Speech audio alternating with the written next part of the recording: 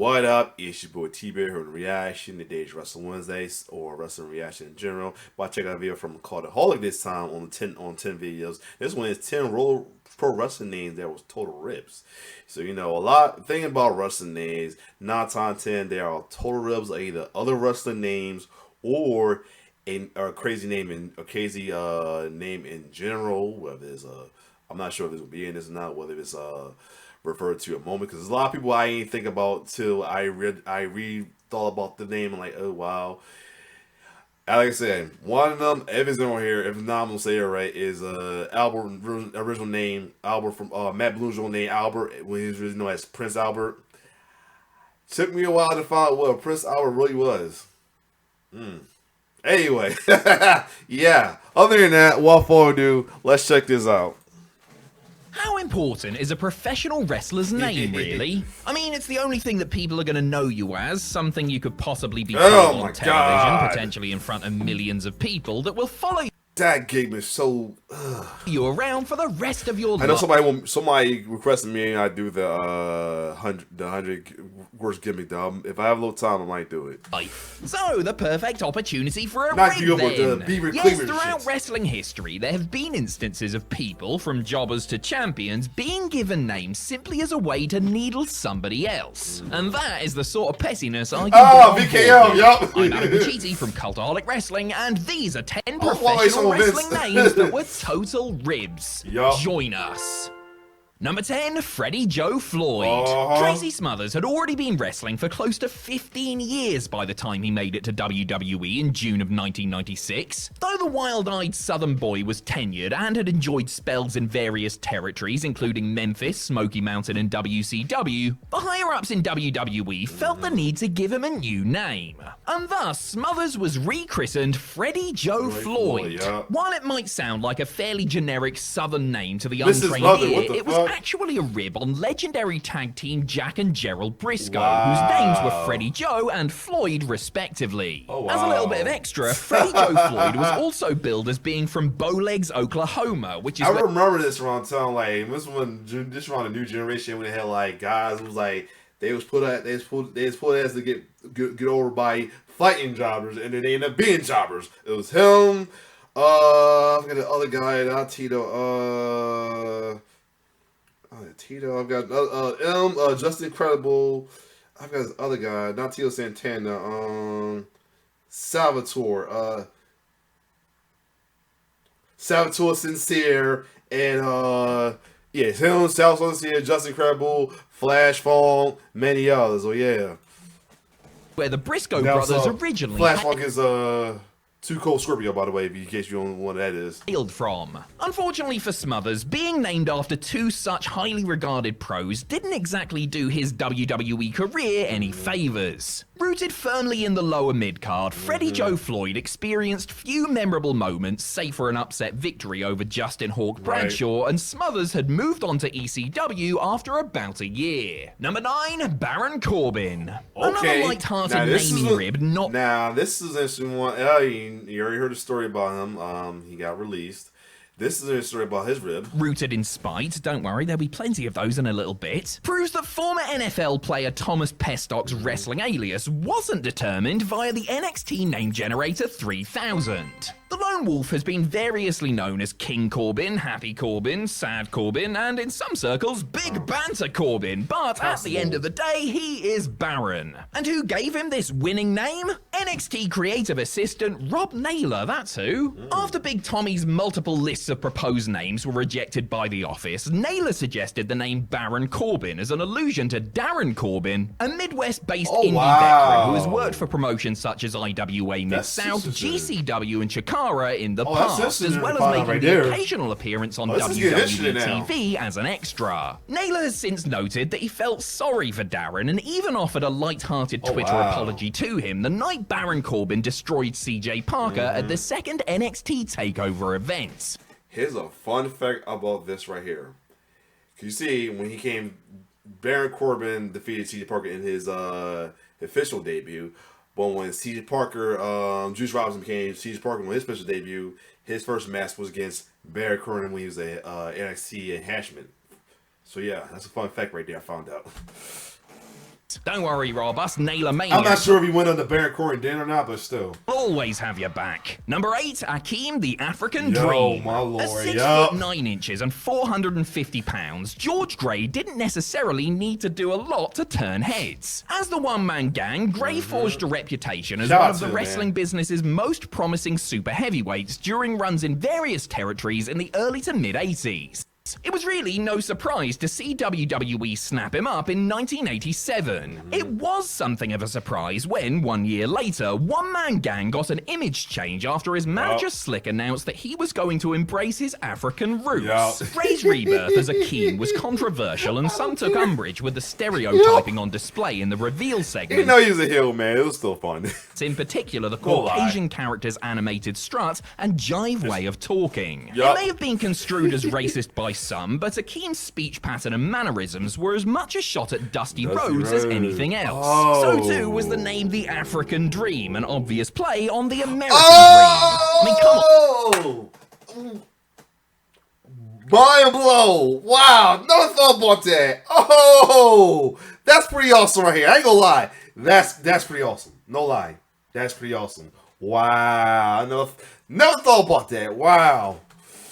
Come on, guys, if you want to make fun of Dusty... Yeah, this video might be the one most interesting one. I mean, all the ones I watched before was pretty interesting. The WCW Forgotten ones and TNA ones as well too. But this might be the most interesting one right here. Of course, the prediction one was pretty cool. So bad, why don't you just hire him and put him in a polka dot singlet or something? Honestly. Number 7, Simon Dean. Simon Dean. In a bid to escape I'm thinking that's not WWE developmental and secure a main roster call-up, Mike Bucci, who was better known yeah, it's crazy to find out that was him. That's him back there. as former ECW star Nova, created a new gimmick that was a cross between fitness guru Jack LaLanne and Ben Stiller's White Goodman character from the movie Dodgeball. I kind of remember the name was Rib. I forgot what it is, but I want to find out. Bucci wanted his lycra-clad protein pusher to be called Sunny Slade and would promote via infomercials Sunny Slade's super system of self-help and supplements. But WWE decision-makers had a different idea. As Mike tells it, he was working a non-televised live event prior to making his debut proper when road agent Dean Malenko walked up and informed him of his new moniker. Bucci initially thought Simon Dean was something to do with Simon Says, before the man of 1,000 holds clued him in that it was actually his own name in reverse. Malenko came Dean right Simon. out and said it was a rib on him and that somebody increased. Yes, that's what it was. It was with Dean Malenko. I think Dean's real name was like Dean Simon, something like that. Yeah, because I kind of remember hearing that story before. Creative thought it was funny, to which Bucci agreed. From then on, the two would greet each other backstage with a simple Dean Simon, Simon Dean. And honestly, the That's pretty things cool. these wrestlers get up That's to pretty behind fun. the scenes is just mad, isn't it? Number 6, Willie Watts. Paul Heyman's 1992 WCW departure was, shall we say, acrimonious. The man formerly known as Paulie Dangerously ended up filing a lawsuit against the... I got confess. I followed ECW a little bit late, but I knew about him. I didn't know too much about Paul Heyman until he came to WWE. Until he came over to WCW. No, he came to WWE for the little ECW war. I did not know he was known as Paulie Dangerous then. I don't think I even paid attention to name at the time though. I just knew with Paul Heyman man most of the time though. But yeah.